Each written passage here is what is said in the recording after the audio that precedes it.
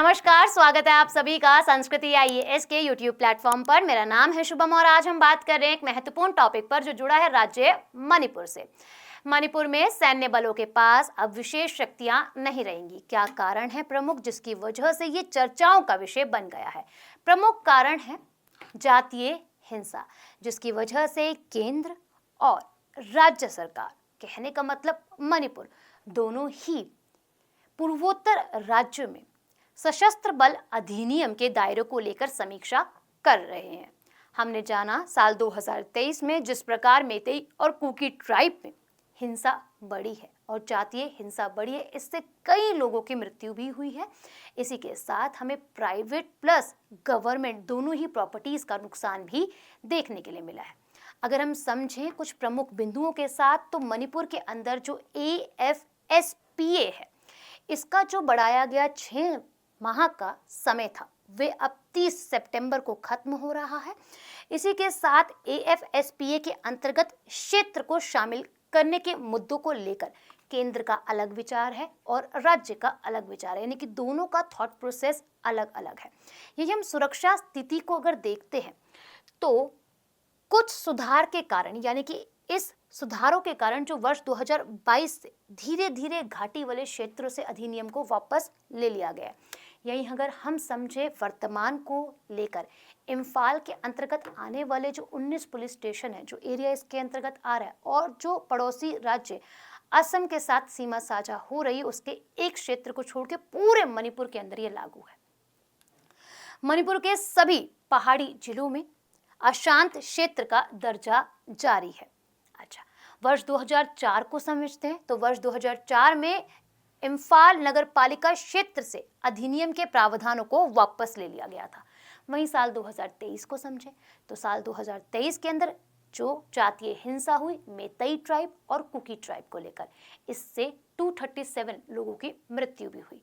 यही अगर हम मेतेई ट्राइब को समझते हैं, जो इनका निवास स्थल है वो घाटी वाला क्षेत्र है, यानी कि घाटी वाले जिले हैं, और यही हम कुकी ट्राइब और नागा को समझते हैं, तो ये ट्राइब हमें पहाड़ी क्षेत्र यानी कि पहाड़ी वाले जिलों के अंदर देखने के लिए मिलती है। अगर AFSPA की बात करें तो इसे लागू किया गया था 1958 में केंद्र शासित प्रदेश के नागा बहुल क्षेत्र में, और वहीं मणिपुर को समझे तो 1981 के अंदर इसको शामिल कर लिया गया था।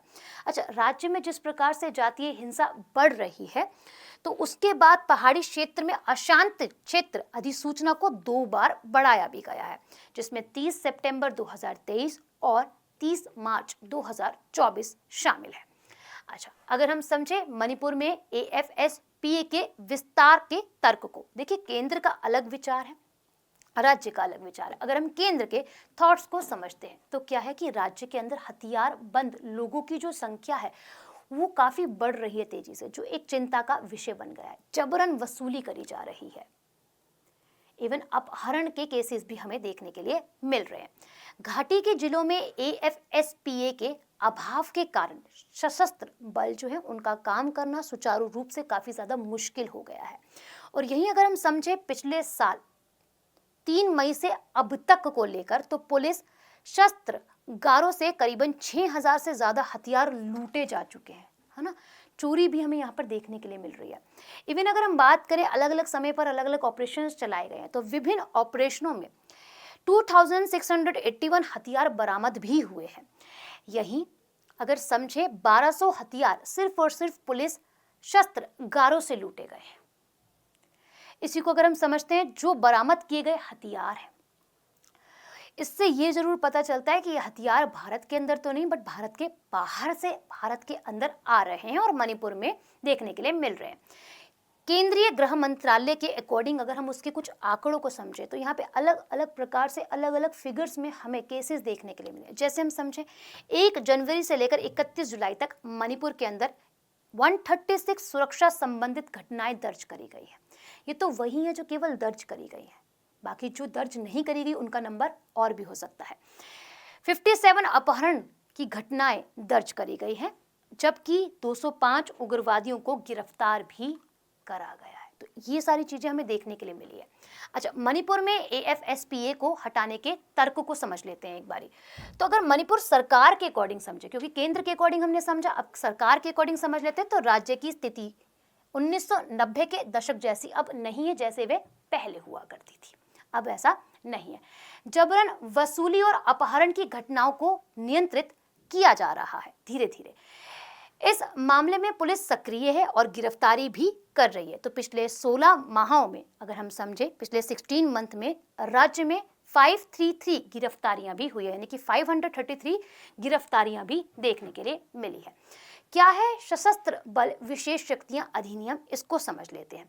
देखिए, जब भारत छोड़ो आंदोलन कुचलाने के लिए ब्रिटिश सरकार द्वारा इसे लाया गया, तो जो समय था 1942 का, ठीक, जब 1942 के समय पर इसको जारी कर दिया गया था। इसी अध्यादेश की तर्ज पर भारत सरकार ने 1947 के अंदर बंगाल, असम और पूर्वी बंगाल में विभाजन के कारण उत्पन्न अशांति से निपटने के लिए ये 4 अध्यादेश जो हैं वो जारी किए थे। अध्यादेशों के बाद सशस्त्र बल अधिनियम AFSPA 1958 के रूप में पारित कर दिया गया था। अच्छा, अब कुछ प्रमुख प्रावधानों को समझ लेते हैं इसके बारे में। जैसे कि अशांत क्षेत्र में सार्वजनिक व्यवस्था बनाए रखने के लिए इसे लाया गया है। दूसरा, सुरक्षा बलों को कानून तोड़ने वाले व्यक्तियों को गोली से मारने का ऑर्डर है कि भाई मार दो, अगर आपको ऐसा लगता है, संदेह है, ठीक, कि इस एरिया के अंदर कुछ ज़्यादा ऐसी एक्टिविटीज़ चल रही हैं जो नहीं चलनी चाहिए, तो व्यक्ति की तलाशी भी कर लो, और अगर कोई परिवहन जा रहा है तो उसकी भी तलाशी कर लो।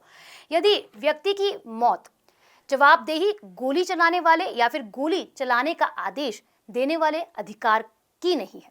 अच्छा, इसी के साथ समझे तो क्षेत्र में 5 या अधिक व्यक्तियों को अगर एक साथ देख लिया जाए तो उन्हें रोक सकते हैं। साथ ही संदेह होने पर किसी भी स्थान की तलाशी ले सकते हैं, इवन कोई परिवहन जा रहा हो उसकी भी तलाशी ले सकते हैं, खतरा होने पर उस स्थान को भी नष्ट कर सकते हैं।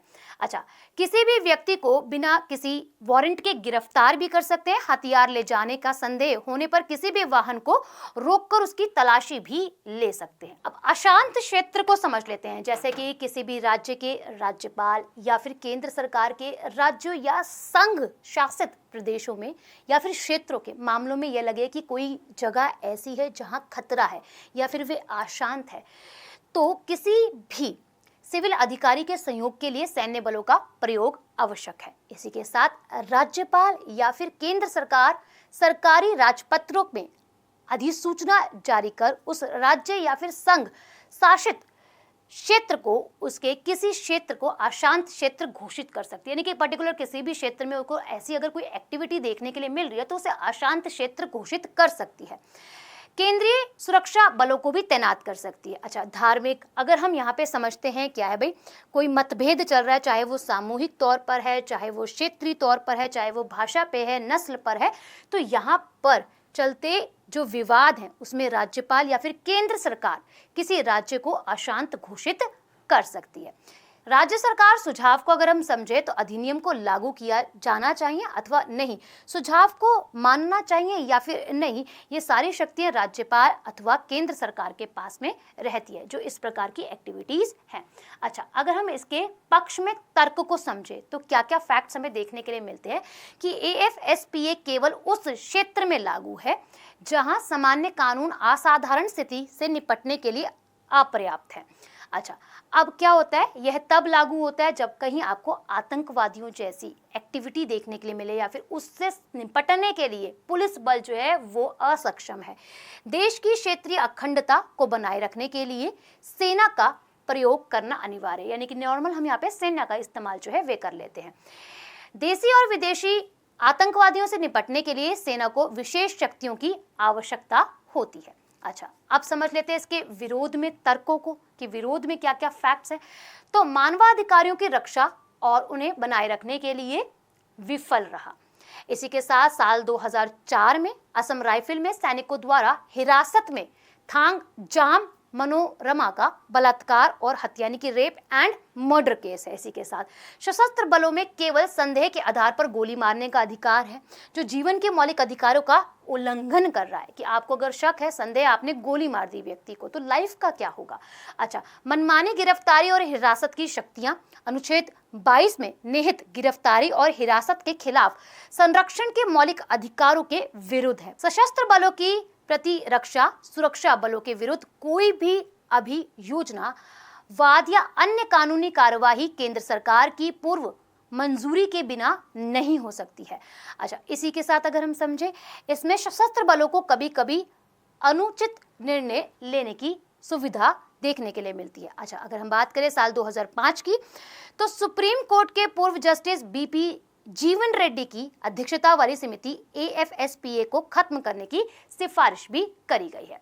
अब समाधानों को समझ लेते हैं, क्या क्या समाधान हो सकते हैं। तो स्थानीय आबादी के बीच विश्वास निर्माण करना, यानी कि यहाँ पर आप विश्वास के साथ बात रखें और उसको बनाएं।